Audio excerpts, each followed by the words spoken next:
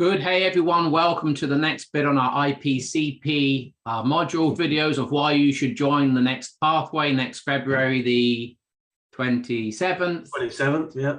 7th, 2023. Good. So we just want to talk a little bit about how Identity Compass and the artificial intelligence brings an integral capacity to coaching. And we're going to have Jay talk us through how standard or traditional coaching works in the left-hand quadrants mainly, and how Identity Compass brings a more holistic, whole and integral approach to working with the client and also for you as a coach. So we're going to have a quick look at a slide and then Jay and I will have a conversation. So here we go, get ready.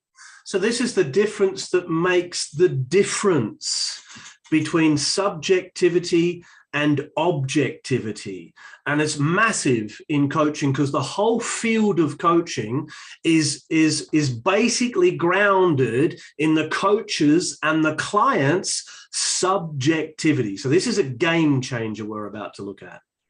Here we go. Good. So if we look at it, this is a map of the subjective or the inner experience and the objective or the outer experience of the individual, and as plural, as a collective, as part of a team, a group, a culture. Yeah. And so we're looking at the subjective and objective of the individual and the collective. If we look in the upper left quadrant, you'll see it's marked there in red. The inner experience of the coach counts for almost everything in conventional coaching. So that means that a coach not only has to be really well trained, but they've got to have gone through it themselves. And if they haven't gone through it themselves, they're going to find it really, really difficult to navigate contextually as well as subjectively the landscape they're taking the client through. Now, that plays out in stuff like high-performance sport where, hey, I'm not a Formula One driver, and nor do I need to be, in order to help another Formula One driver get their inner and outer game straight and right to be able to drive effectively to their potential. So currently coaching is grounded in the coach's map and the coachee's map. The coachee is bringing their subjectivity to here's the problem and here's what I want. The coach then says, well, given what you want and given the problem that I am hearing subjectively behind that problem is X. Oh, well, that kind of makes sense. And it all begins to land and they might work their way through it and it might be actually pretty useful. Good. In the lower left, second person perspective, then they are co-creating a shared map. Firstly, a shared map of current understanding, and secondly, a shared map of difference. And that's as far as conventional coaching can go. So left-hand quadrants. Left-hand quadrants. Okay, so that's like traditional coaching, even developmental coaching, right? When you're just, what you're saying is the coach subjective experience and the client's subjective experience are interacting to the coaching session. Right. Good. Holistically. And the big problem with that is that the coach doesn't have any context. So they're going to only rely on what the client's bringing to the process, which of course is going to be limited to what the client thinks is important. And this is the difference that makes the difference. We need to turn that subject into object. So we need something or someone or a process or a system to help us do that, to help us take a mind dump of the client and make it objective. Good. So how does Identity Compass make this a more integrally informed coaching session in the right hands? Well, it does that. It turns subject into object by asking a series of forced answer questions. It's not a nice test to do because it's forcing you into answering questions and then throwing up different questions based on what it's forcing you into answering. And so it's a forced answer test. So it feels like, well, neither of those are true, but it's taking you down a pathway where those small calculations start to play out in a big way in terms of your thinking pattern. It maps your thinking patterns in an objective, scientific, rational, logical way.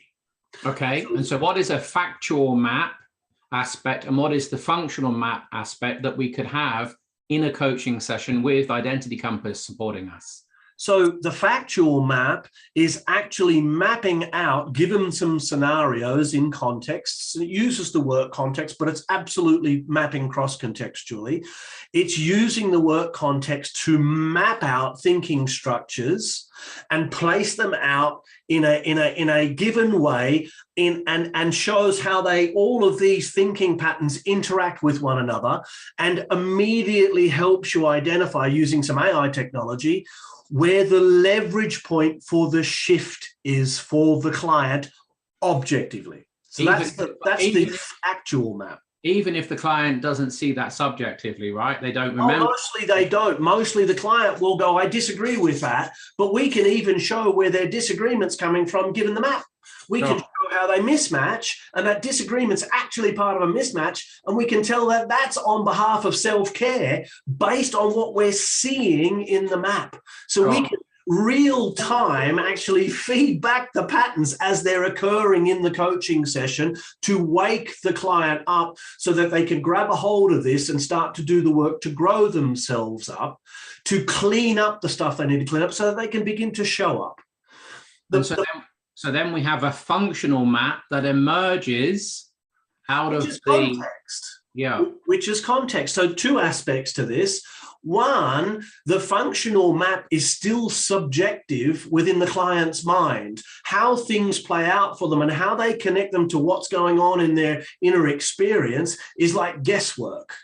Yeah. Sure. With the functional map, we can bring context in and we can look at work, we can look at personal, we can look at primary relationships, we can look at children, we can look at parents, we can look at community, we can look at all of those aspects and ask, how does this play out for you in this context, to start to get an understanding of what's cross-contextual and what's actually contextual. That means that they can shift between their thinking between contexts, which means they have more flexibility in the lower right component or less flexibility, telling us how rigid their thinking patterns are.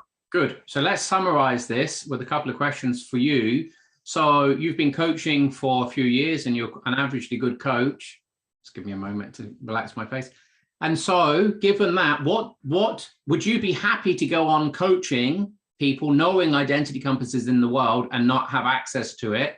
What difference has it made to you as an experienced coach, 15 years of coaching? Yeah. What difference can you see and benefit has Identity Compass brought to your actual corporate coaching? Has shown me that I've been guessing up until I got a hold of the Identity Compass. It's shown me that my guessing is fairly accurate, yet, because I'm a human being, actually quite limited. And so would I coach without it now? Absolutely not. I mean, I'm literally flying with one arm and one eye. And so, you know, it's to really get to the level I need to get to genuinely find the leverage point with the client, the Identity Compass just adds far too much value for me to guess any longer. And it's from their perspective, right? I've had a client go, I don't agree. And I've said to the client, it wasn't me who filled in your Identity Compass, it was you. So I'm not saying this, actually you are. You're disagreeing and taking a polar response against yourself. And then I said, let's look at the Identity Compass and see how that actually works out. And we found 6 key driver cognitive intentions that fit that pattern. And the moment the client saw it, the client literally went bright red and said, I feel more seen and more understood than any other conversation I've ever had with anybody to this point. I have not understood why I'm getting the responses I'm getting, and now I'm starting to understand why they happen the way they happen.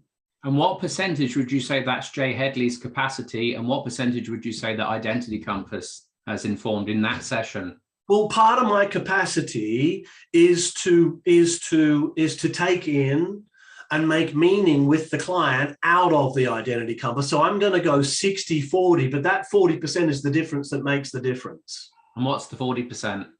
That is the difference that makes the difference. The 40% is the identity compass.